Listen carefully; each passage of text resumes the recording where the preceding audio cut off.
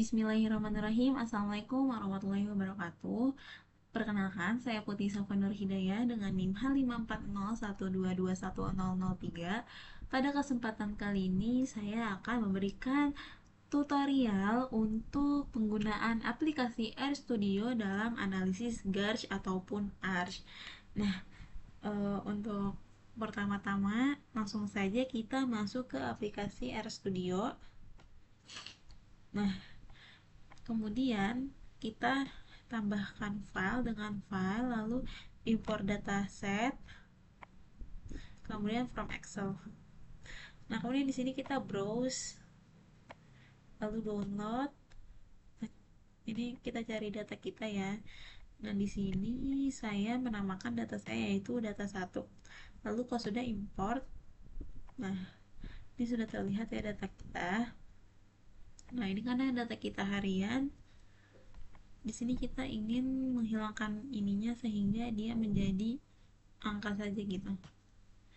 Nah, pertama kita masuk ke sheet ini.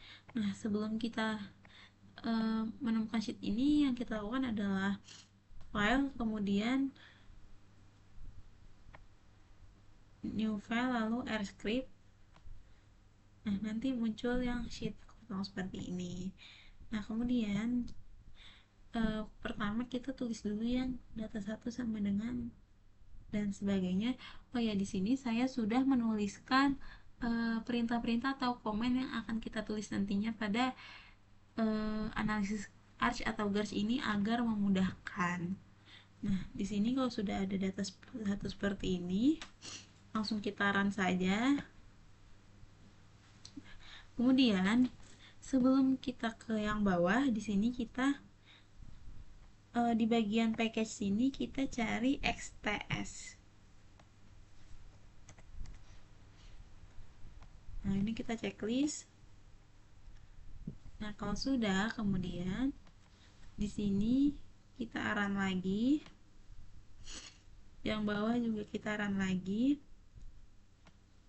Kemudian untuk melihat kursnya kita run, dan maka dia akan keluar seperti ini. Dia sudah berubah ya, jadi yang tadinya yang tadinya ada hari dan tanggalnya, jadi dia berubah templatenya seperti ini sampai akhir.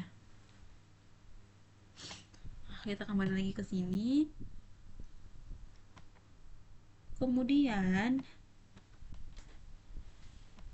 Kemudian kita tuliskan yang ini, lalu kita run lagi. Nah, di sini kita ingin melihat bagaimana plot atau grafik dari data kita. Nah, bisa kita lihat ya bahwa data yang kita gunakan itu data yang mempunyai volatilitas atau berfluktuasi nih. Di sini sangat tajam sekali ke atas dan sini sangat rendah sekali. Nah, kemudian kita akan melakukan time seriesnya nih, uji stasioner ya mungkin. Dengan ya sebelumnya kita akan di package kita cari T-series. Nah, oh ya, jika kalian belum ada package-nya tersedia di sini, kalian bisa klik yang install, lalu kalian install misal T-series yang kalian butuhkan ya, lalu install, nanti dia akan terinstall sendiri. Oke, setelah di checklist, nah di sini saya menggunakan uji ADF untuk uji stasioner. Nah, lalu kita run. Nah, di sini dapat kita lihat bahwa data yang kita punya ini belum stasioner karena p-value-nya ini masih di atas 0,005. Nah, maka dari itu kita akan mendifferencing dengan rumus yang ini. Langsung kita run saja. Nah, di sini bisa lihat ya, dia error karena ada missing value. Nah, agar tidak ada missing value, kita menggunakan rumus yang ini, lalu kita run.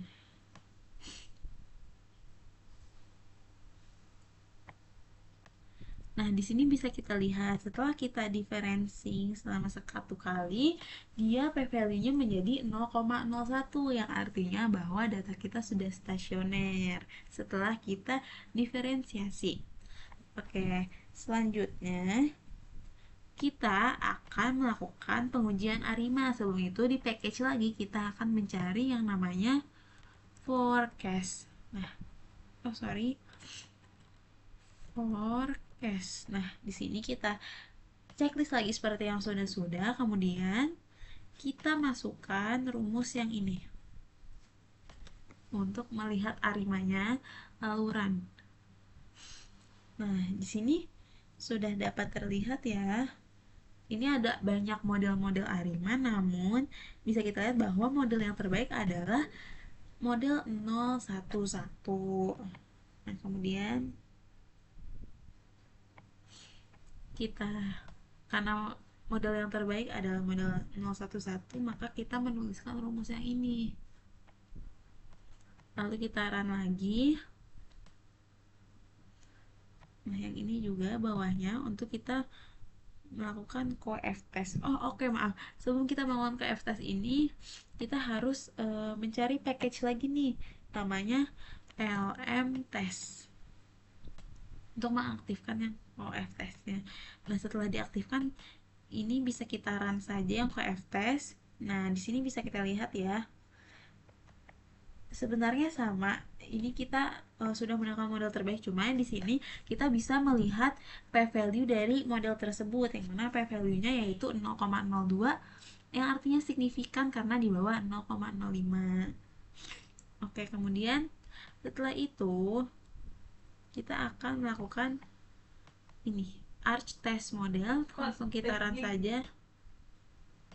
Oh, oke, sorry, dia masih error karena ternyata di package ini kita belum mencari yang namanya fgarch. Jadi kita harus mengaktifkan dulu nih yang namanya fgarch untuk kita menguji arch ataupun garchnya. Ini kita checklist dulu ya.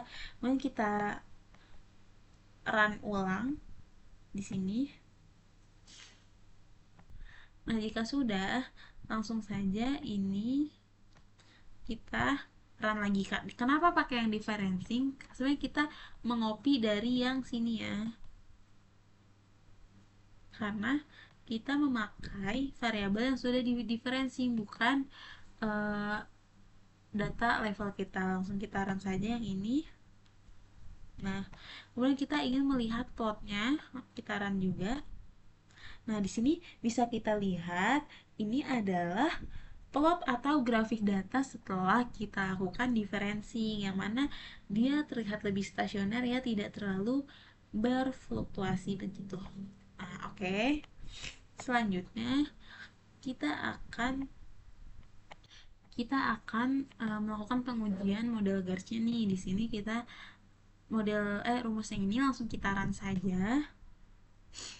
Kemudian kita summary dari model yang si GARS ini. Jadi dalam kurungnya kita tulis GARS 10. Nah, di sini bisa kita lihat ya, di sini adalah model GARS-nya. Yang mana di sini tertulis EIC-nya, BIC, SIC maupun HQIC-nya. Nah, setelah kita melakukan GARS yang 10 dengan GARS 1,0, sekarang kita akan melakukan GARS 11, yang mana kita menggunakan GARS 11. Di sini kita juga ingin membandingkan antar model. Nah, seperti yang sudah kita lakukan sedari tadi, langsung saja kita blok lalu kita run, dan kita melakukan summary-nya juga lalu kita run. Nah, di sini bisa kita lihat bahwa yang atas tadi yang di sini kan SIC-nya itu 12,0. Namun yang atas SIC-nya 12,3. Nah, kita dalam model terbaik ini kita mencari yang SIC-nya itu lebih kecil, maka dari itu model terbaik adalah yang GARS 11 yang barusan kita uji. Nah, karena yang GARS yang terbaik adalah GARS yang 11, maka di sini kita tulis lagi GARS 11 at sigma titik T, lalu langsung kita run juga. Nah, di sini keluar seperti ini. Angka-angka seperti ini. Kemudian kita akan melakukan peramalan nih. Maaf, kita akan melakukan melihat simpangan bakunya.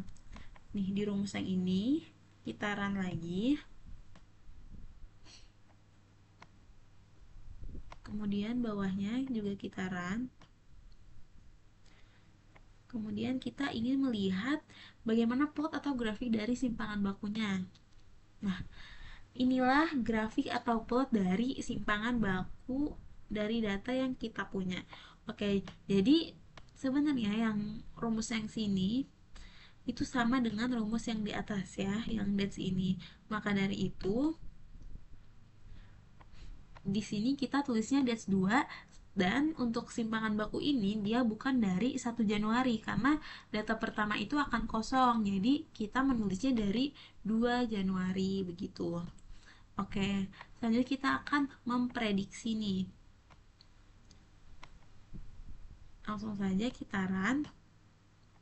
Nah, sebenarnya apa sih tujuan kita run yang rumus ini?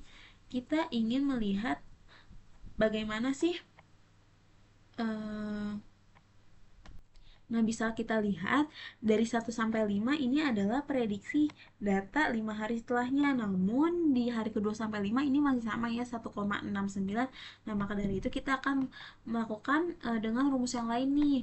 Nah, bisa kita lihat admin itu 15,911 kita copy dari ini yang mean forecast.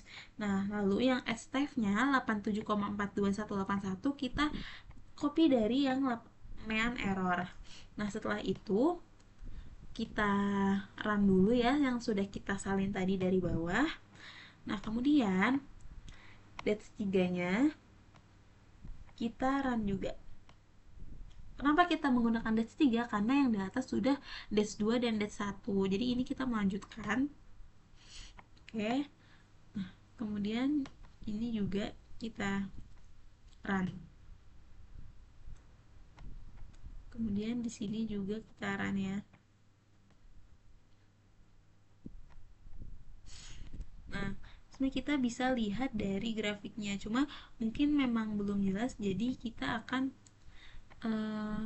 lanjut ke rumus selanjutnya di sini. Nah, di sini kita akan melakukan peramalan nih dengan ARMA 01 garis 11. Nah, kita ingin melihat bagaimana sih peramalan untuk satu data setelahnya, sehingga yang tadinya data kita berjumlah di sini 366, maaf, di sini 366 karena kita ingin melakukan peramalan satu hari setelahnya, maka data kita menjadi 367. Nah, di sini langsung saja kita run dulu. Yang bawah juga prediksinya satu hari setelahnya kita run. Nah, di sini bisa kita lihat ya bahwa satu hari setelahnya dia mempunyai mean forecast yaitu min 2,267142 dan mean errornya 77,1455. Nah, seperti hal yang sudah tadi kita lakukan di atas, keduanya ini kita salin ke atas untuk menambahkan mean dan juga stdf-nya. Nah, setelah sudah kita tulis ke atas, kita run saja. Kemudian kita ambil di dates 4 karena yang di atas sudah dates 3.